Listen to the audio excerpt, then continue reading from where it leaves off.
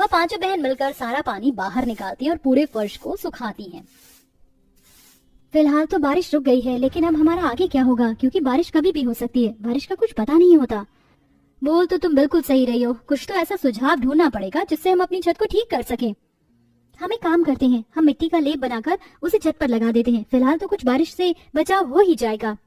पायल के कहने पर उसकी दोनों बड़ी बहन उसके साथ मिलकर मिट्टी का लेप तैयार करती हैं और उसे अपनी छत को जोड़ने की कोशिश करती हैं। लेकिन मिट्टी के लेप में बिना कुछ मिलाए वह टिक ही नहीं पा रहा था और उन्हें ये सब करते हुए देख गांव के लोग हंस रहे थे। हे भगवान, देखो ये नादान लड़कियों को, इनका कुछ नहीं हो सकता। वैसे भी कहा जाता है कि लड़कियों का दिमाग उनके घुटनों में होता है। इन्होंने तो साबित ही कर दिया।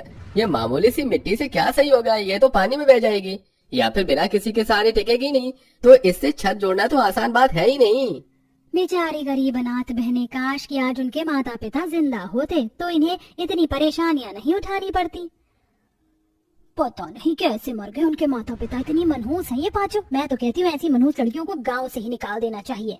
गांव वालों की सारी बातें सुनकर उन पांचों बहनों को बहुत बुरा लगता है। उनमें से सबसे बड़ी बहन कहती है, आप लोगों को हमारी जिंदगी में इतना इंटरफेयर नहीं करना चाहिए। अरे किसी का साथ नहीं दे सकते या उसकी मदद नहीं कर सकते तो उसके बारे में इतना बुरा भला भी तो मत कहो। रही बात हमारे माता पिता की, तो वो भगवान के पास जरूर गए हैं, लेकिन वो हमारे दिल में हैं।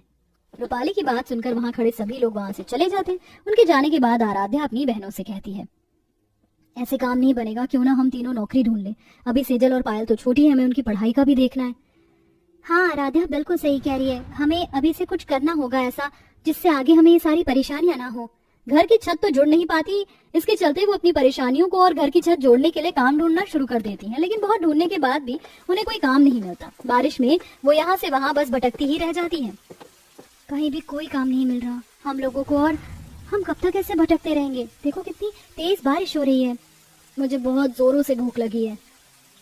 जब हमें इतनी भूख लगी है तो हमारी छोटी बहनों को कितनी भूख लगी होगी। ऊपर से इस तेज बारिश की वजह से हमारे घर में पानी भी भर गया होगा। थोड़ी देर चलते चलते बारिश रुकने लगती है। वह तीनों बड़ी बहन एक बहुत बड़े कूड़े के ढेर के पास आकर रुकती हैं, जहाँ बहुत सारे न्यूज़पेपर पड़े थे। जरा वहां तो देखो कितनी सारी रद्दी पड़ी है। उसका तुम क्या करोगी, पड़ी है तो पड़ी रहने दो, बारिश में भीग रही है। अगर हम पेपर का इस्तेमाल करें तो हम अपने घर को मजबूत बना सकते हैं। फिलहाल तो हम अपने घर को थोड़ा बहुत बारिश से बचा ही सकते हैं। हल्की फुल्की बारिश से तो हमारा घर बच ही जाएगा। तुम्हें याद होगा बचपन में पिताजी आटे की ग्लू बनाकर हमारे लिए कागज से बहुत सारे खिलौने बनाया करते थे। सही बोल रही हो तुम, हम अगर आटे का इस्तेमाल करके न्यूज़पेपर को अपने घर की छत और घर की दीवारों पर लगाएंगे तो हमारा मकान पक्का हो जाएगा और पानी अंदर नहीं आएगा।